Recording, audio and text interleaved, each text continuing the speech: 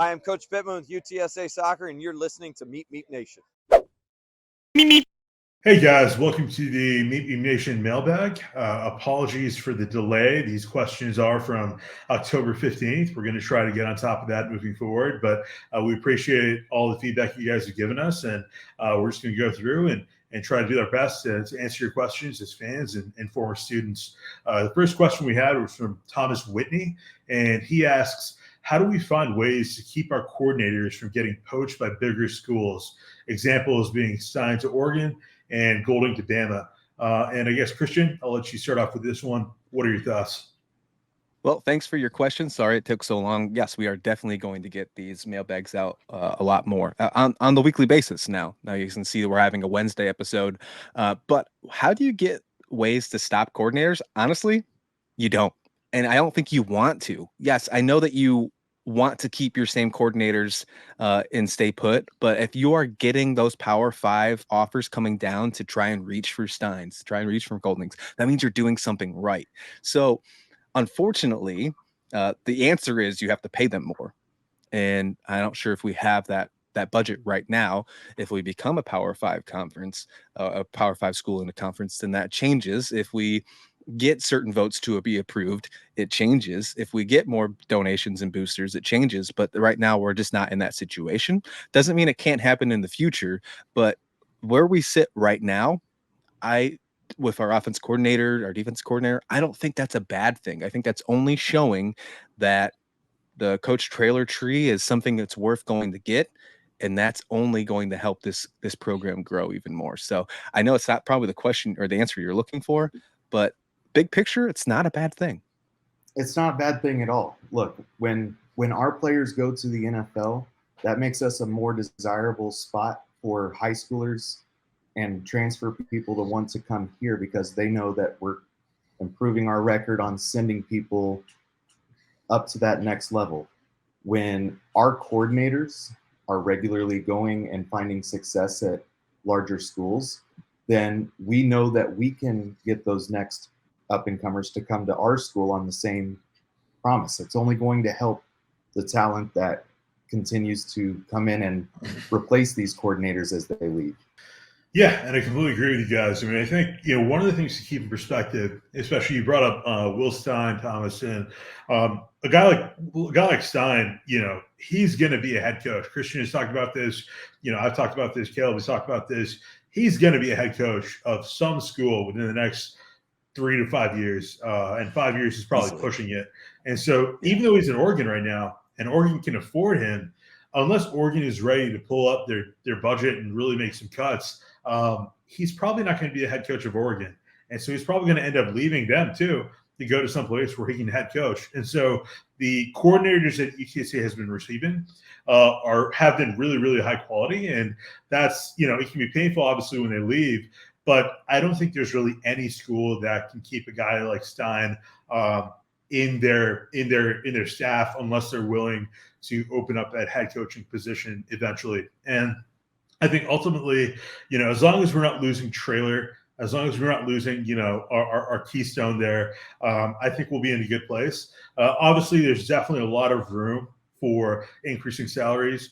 Trailer has talked about this multiple times. We're still in a position right now that if we want to compete at the P5 level, we're going to get poached pretty badly. So, we definitely need to have those funds coming in to help pay our coordinators more.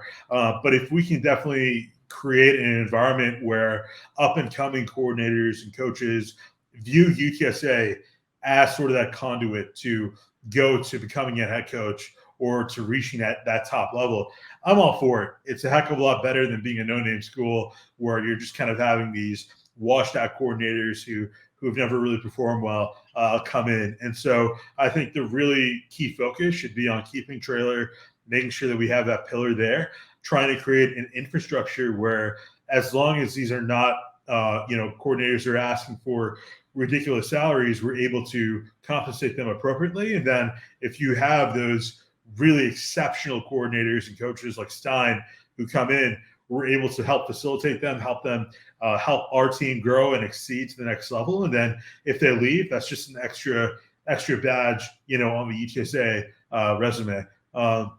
But good question, Thomas. I know it can be frustrating, but I think right now with Trailer and the way we've been going, we're in a good place. But it's a good problem to have for sure. The next question is from Joseph from Drano. His questions are actually twofold. He says, "Is this the best football we can play as a team?" And then he asks, "Is it sustainable? Is it enough?"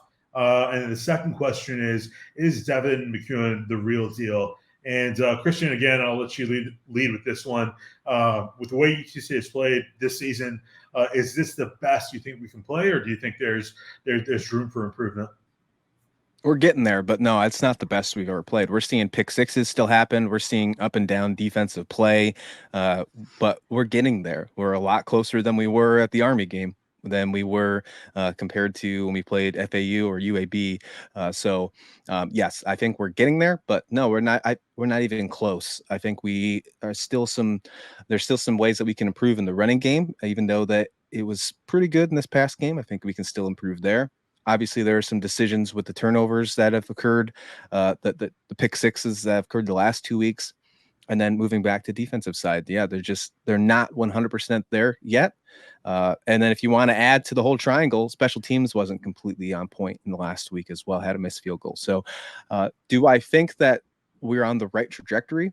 Absolutely. But I don't think that this is the best football that we've ever seen. And is Devin McEwen the real deal?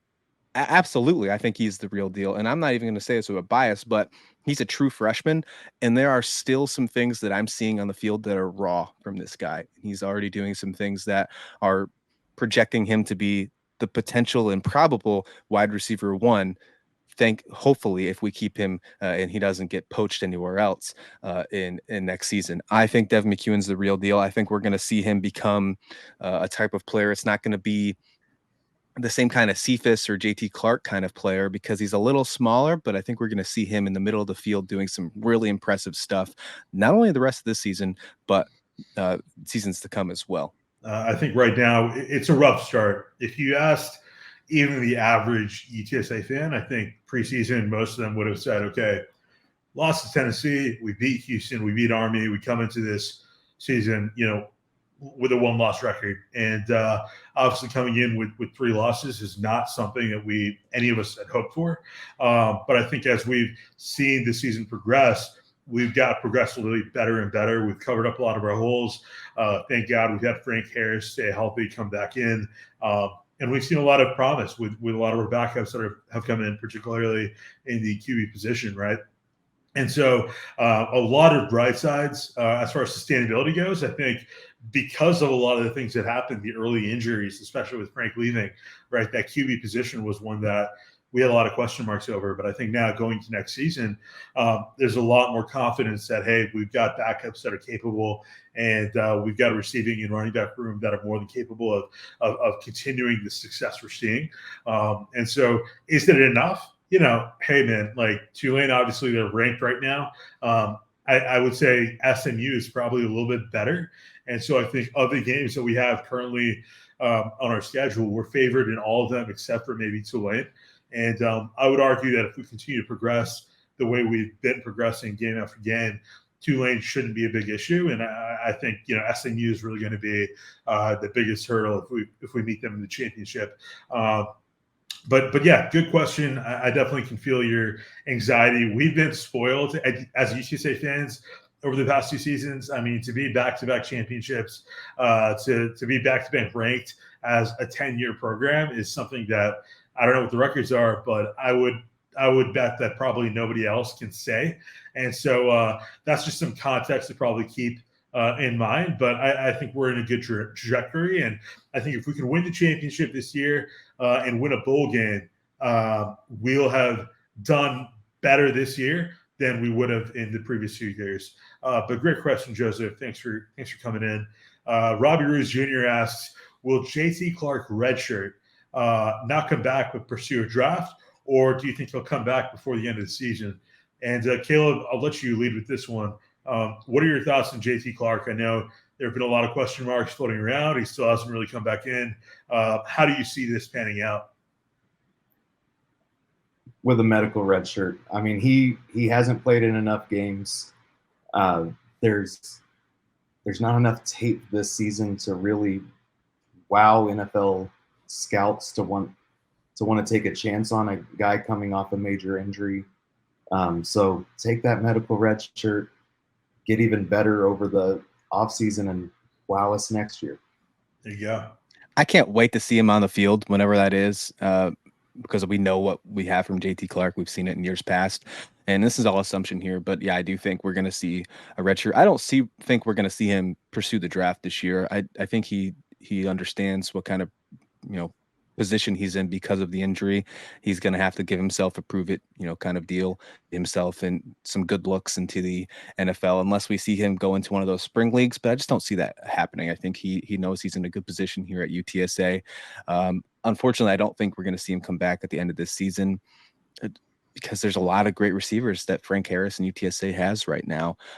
Yes, if JT Clark was on the field next to McEwen and Kellogg and Cephas, I mean, are you kidding me? That's like the 4 horsemen plus Frank. That'd be fantastic. But looking at long picture, big picture, if you will, and the career and what's in hold for the future of JT Clark, it might be best for him to redshirt, be completely healthy, and hopefully set himself for a pro career, which we all know he could have a very successful one if he's healthy.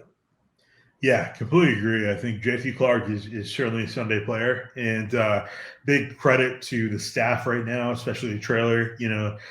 Really cares about his players even beyond their position at UTSA, and I think seeing him having that potential of playing on Sunday, I would bet that he's going to stay out the rest of the season, and we'll sort of see him coming in alongside McEwen next season. But great question, Robbie. I know it's a big question mark, but fortunately, we've got a pretty stacked roster right now in the receiving room, and so Frank has got a lot of weapons to choose from. Next question is from Ben Hernandez. He asks, how do we get Frank an 8th year of eligibility? Will this be the year we win a bowl game? And most importantly, where can I get legit UTSA jerseys? I guess, Christian, I'll let you answer that first half of the question.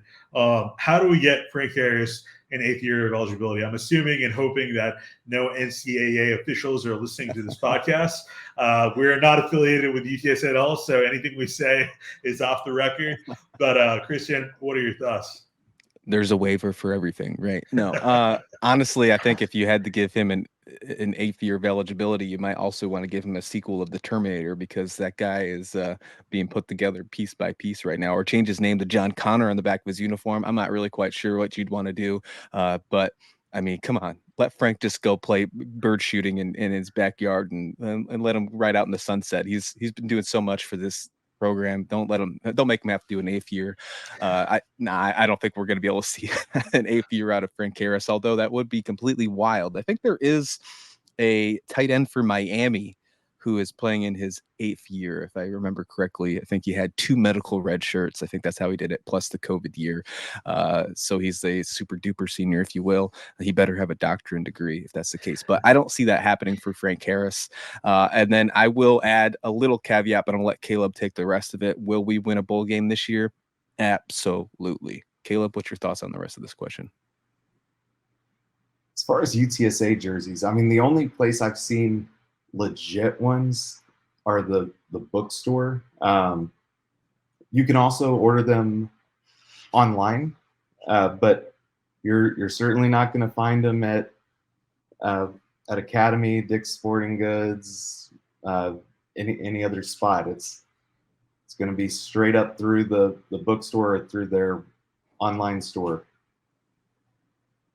Yeah, there's a tremendous amount of room for improvement when it comes to UTSA gear. My understanding right now is, we're very much tied up with Adidas, and then, the bookstore contracts that are going through, a lot of this is going through, I think, 1 or 2 guys that are associated with the UT system.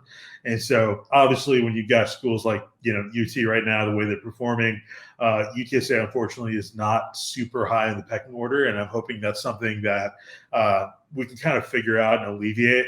But for now, it's unfortunately not something we're able to really see as much as we want to. But good question, Ben Hernandez. As far as adding on to your questions, I think we win a bowl game this year. Frank Harris has talked about this. The guy's been here for 7 years now. And the only thing he hasn't accomplished outside of, winning a national championship has been winning a bowl game. And, we've had some really weird games.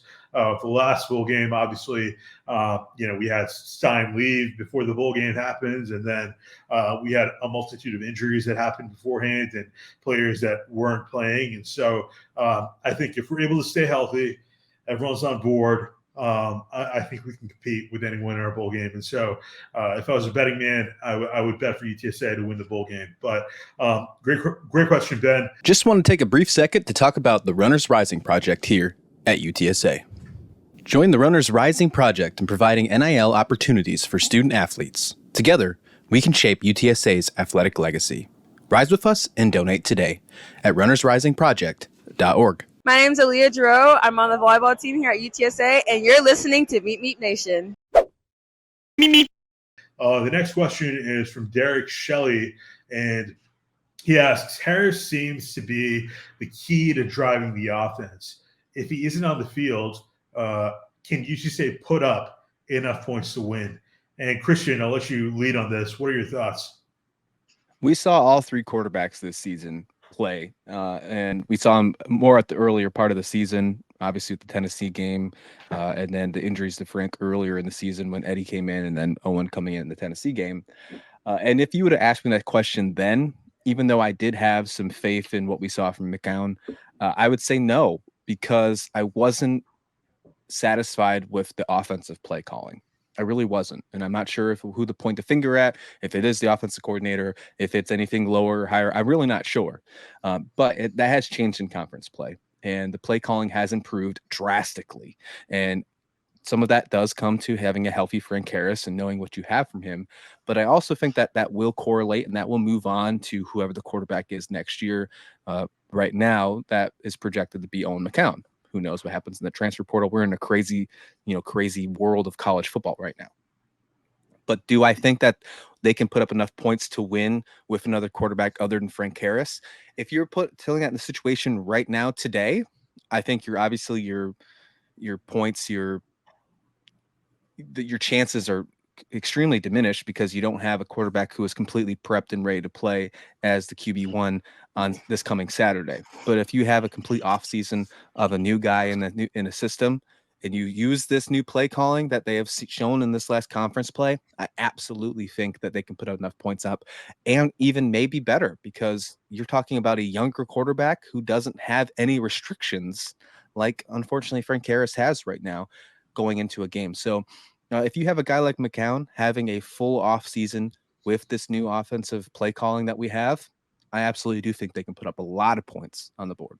I definitely agree with everything Christian said. I think Harris definitely has been the key to driving the offense. I mean, you've seen, if you've been a long-time UTSA fan, especially during the dark years where we were just switching QBs left and right and trying to find that momentum, Harris has really been that really conduit from which we've been able to push and actually throw the ball instead of just running it every time because we're afraid that we're going to get intercepted or have the ball thrown off. And so losing him is going to be a big deal. But I think with the roster that we have right now in the QB room, we've got a lot of good things happening. I think the key right now for the rest of the season is going to be trying to make sure that we have enough of a comfortable lead going into the fourth that we're able to get those backups that time on the field. Because if we're playing, overtime games every game, or we're playing,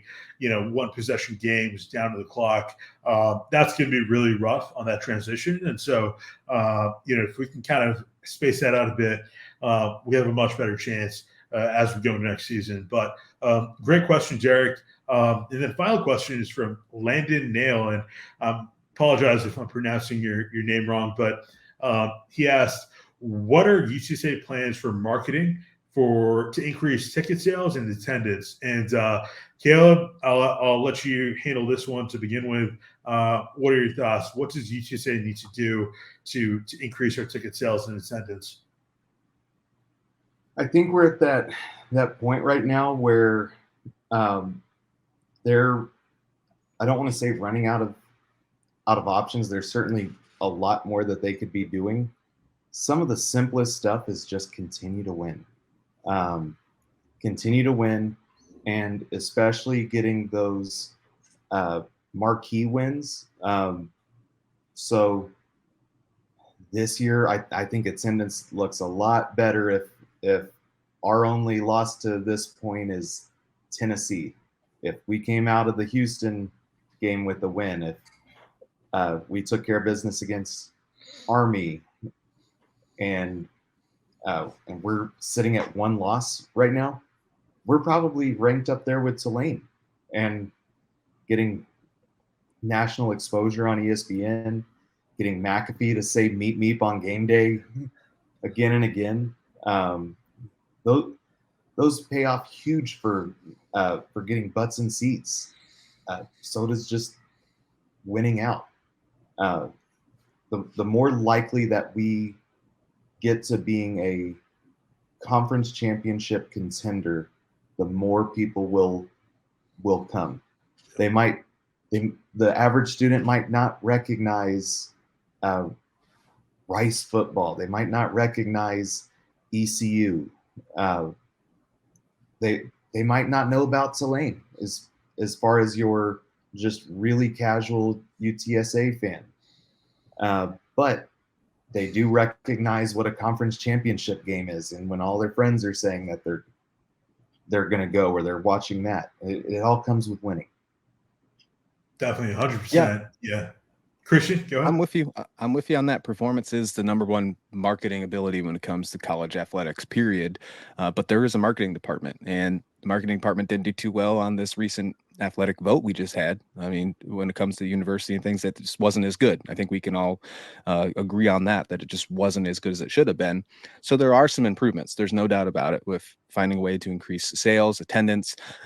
You can have some more promotions. I know that there are certain promotions that are come out at games, but they're just not pushed as much. I don't know how much is pushed on the university. And then there are some things that you can do for alumni, push more of alumni associations, push more of an entire community that's striving to love sports right now. I mean, what's the hottest commodity in San Antonio right now? The Spurs. What's going on? Find a way to really push that marketing together. I mean, you're the biggest college, the best college in San Antonio. Find a way to push with the Spurs. Do more things promotional wise. I don't know. It seems like some of these marketing things are just screaming right at you. You just got to do it. Find a way to just get that happening. You have one of the coolest stadiums in college football that is just right in your backyard. So find a way to make it happen. I just feel like it's just not that hard, but we're making it difficult.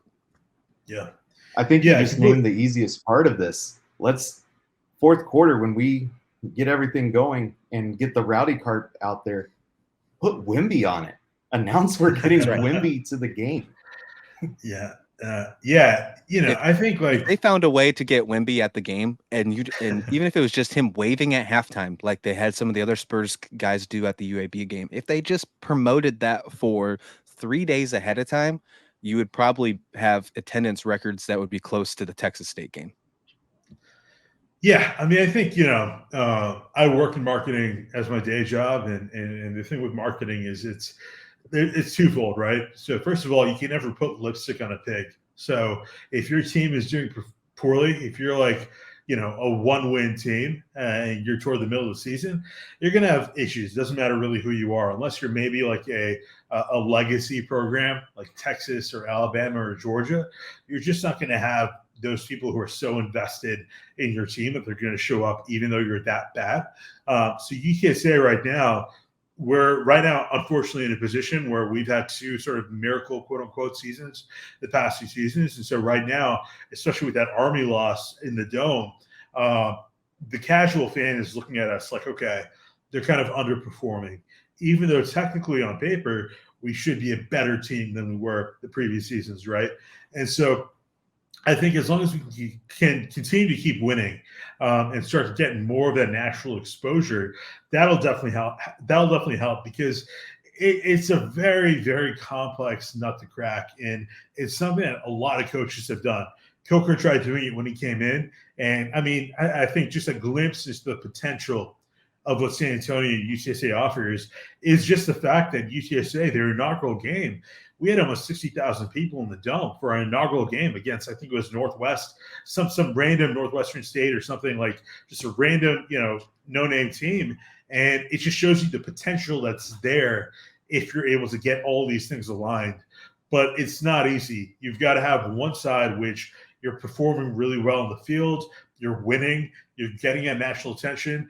Christian mentioned it before, but ESPN Plus, some people are for it, some people are against it, but you've got to be on a channel where the average fan, right? They're at the bar, they're at the restaurant, they're looking at the TV, and they're seeing UTSA play, right? You've got to get to a point where you're successful enough that you're getting those mainstream broadcasts. And then number two, alongside all of that success, you're also having a marketing department that is looking ahead, that's looking at the long term. Because the thing with something like the Spurs is a lot of people like to bash San Antonio. It's a big city, 7th largest city in the nation, but at the same time, it feels a lot like the small city. And that's sort of the reality, right? I know when Kawhi Leonard was here, a lot of people joked about how, no professional, really superstar player is going to want to come to the Spurs because you can never get a shoe deal or any kind of deal with the Spurs. They're a small kind of team compared to LA or New York, and who's going to want to come here? But I think the thing with San Antonio is it's a very old town. It's a very old city. It's a very historic city. And so a lot of the people that are going to show up year over year over year, it's going to be not just based on the wins, not just based on the marketing, but the history and the compounding effect of that. And so I think if UTSA continue to show a good product on the field, and that doesn't mean that we're going to win out every season, but if we're able to perform the best that we can every season, at least be competitive, and you compound that with marketing efforts, right? Like Christian and Caleb had mentioned, we've got the Spurs here, right? One of the premier NBA leagues in the nation. If we're able to kind of work with them, if we're able to have those Spurs players on the field, if we're able to sort of broadcast that and kind of try to push that every day, little by little, over the long term, that's going to compound. And I know, right now being a G5 program where we are, it's very easy to be underwhelmed by our attendance, especially when you're in the Alamo Dome where, you've got a max capacity of like 70K. It's very easy to be underwhelmed. But when you look in the context of all G5 programs, even the last game we had against ECU, where I think we had, maybe 22,000 people, we were still in the top 10 G5 crowds. I think even top 5 G5 crowds in the nation. And so, the reality, unfortunately, is just that G5, the nature of it is going to draw lesser crowds. I think Christian had mentioned this, but, look, the average San Antonio fan doesn't know who the heck ECU is. They don't know where they come from. They don't know who the Pirates are. And it doesn't help the fact that they were, 1-6, 1-5. And so all those factors play a role in the crowds that we're seeing. I mean, look at the Texas State game, right? Texas State, kudos to them, the job that, the new coach has done. But they're by no means a P5 power program. And yet they came in here, and because so many people recognize them, we were able to get, almost 50K in the dome for that game. And so as time progresses, if we're able to be successful, if we're able to have a marketing team that, maybe doesn't view things as like a one shot and we're done kind of deal where it's like compounding over time, I think, and then as time progresses as well, if Jeff Traylor's vision of eventually going to the P5 leagues or the P4, whatever that might look like, where we're playing these bigger, more recognizable names in the dome, as that goes on, I think we'll begin to see a lot more fans in the seats. And, even despite all of the, I guess like contextually less than ideal attendance that we're seeing and less than ideal ticket sales, if you go on Twitter right now, if you go on social media and you look at UTSA Twitter fans compared to most other American athletic fans, like we're up there, man. We're probably top 3. Like the only one that I would say immediately off the top of my head is more dedicated is maybe ECU. And that's just because they have a tremendous amount of history behind them. But we've got some really rabid fans in our fan base right now. And we're only a 10-year-old program. And so I think if we can continue to build on that and we continue to have those efforts where we're looking at the long term and we're trying to create something where, the kids that are coming right now and getting their T-shirts signed by DeClorian Clark and Frank Harris, in 5-10 years, they're able to look back on that and be like, hey, I'm more invested in this UTSA program than I am in the Longhorns down the street or A&M down south. If we can get to that point, which I'm sure we can, we're going to have a really, really good track record. And that's really the secret to UTSA. It's not, as much as I love Traylor and as much as I love so many of the staff that we have, the key to UTSA is San Antonio. It's the fact that we're the seventh largest city in the state, in the nation. And it's the fact that we don't have to compete against so many different professional programs. Look at Houston, right? They've got the Houston Rockets. They've got the Texans. They've got so many other leagues that are competing for attention. And meanwhile, for us, we've just got the Spurs, and that's it. And they're basketball. And so if we're able to really dig ourselves into this, work alongside the teams that are here, work alongside the city, and just try to really build a culture that over the long term is going to be able to be more authentic and more rich than the T-shirt fans at UT Austin or at A&M. I think we have a really, really good shot of really building on the potential that we have in the Alamodome of getting to a point where we are going to start filling that thing up. And, the Alamodome, man, right? It's a dome stadium outside of maybe Syracuse. I think if we're able to fill that up consistently, we'll be the loudest stadium in America. And so the potential, the ceiling for UTSA is just so freaking high. And we've just got to keep building on that. And we're not in a horrible place right now. We're on the up and up. We've just got to keep in mind, we're a 10-year-old program. We're in the G5 league. We're facing, unfortunately, a lot of teams right now that don't have a lot of recognition behind them. And we've just got to keep performing. And if we can keep doing that, you come back in 5 or 10 years, man, it's going to be a pretty epic place to be. But yeah, Landon, appreciate the question. All of you guys appreciate the questions. We'll try to get these questions out, or this prompt out Sunday or Saturday after the games, and then give you guys like 24 hours or so to be able to answer it. If you're looking for a way to submit your questions, just look at our Twitter and our Facebook page on Saturday after the game. And if you don't see it, or maybe you miss out, feel free to DM us. Like Christian had mentioned, you can also message us on the YouTube page, and we'll try to compile all of those and answer as many as we can. But again, appreciate all y'all's questions, and looking forward to the rest of the season.